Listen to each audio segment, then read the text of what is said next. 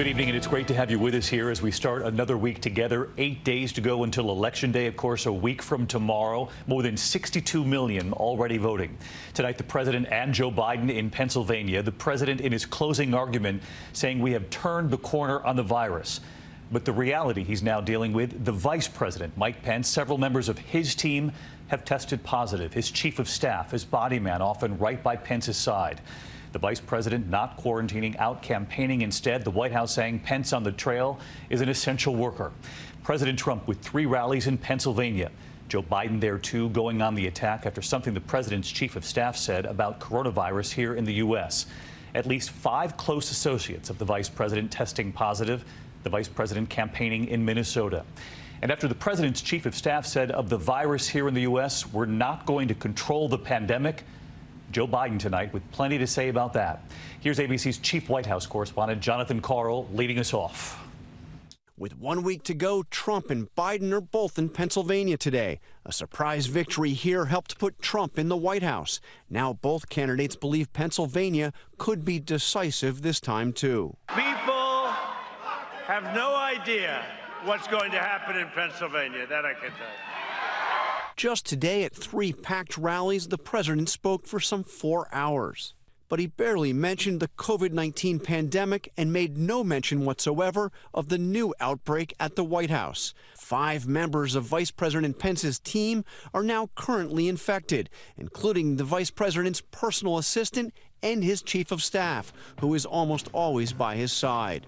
This a month after the first big outbreak at the White House infected more than 24 people, including the president and the first lady. Pence is the head of the White House coronavirus task force. Why are you still traveling and holding campaign events when people push you on COVID? Today he was in Minnesota. Thank you so much for coming out on this blustery day. While CDC guidelines say anybody in close contact with an infected person should quarantine for 2 weeks, the White House says Pence is still out campaigning because he's an essential worker. It comes as 42 states are experiencing a rise in infections, but the president is mocking the widespread concern. And we're rounding the turn. You know, all they want to talk about is COVID. By the way, on November 4th, you won't be hearing so much about it. COVID, COVID, COVID, COVID. But some researchers warn that unless more people wear masks and socially distance, the death toll by the end of February could top 500,000.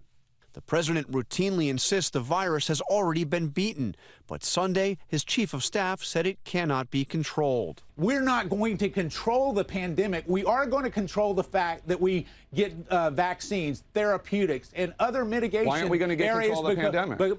Because it is a contagious virus. At an impromptu campaign stop today in Chester, Pennsylvania, Biden responded. The fact of the matter is this president's chief of staff just acknowledged they're giving up. They're not even pretending.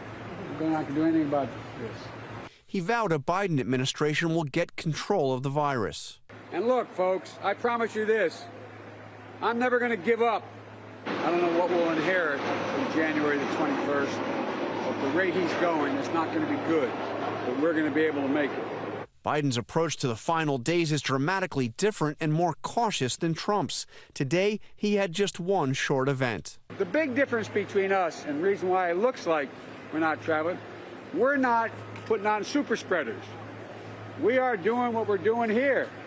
Everybody's wearing a mask and trying as best we can to be socially distanced.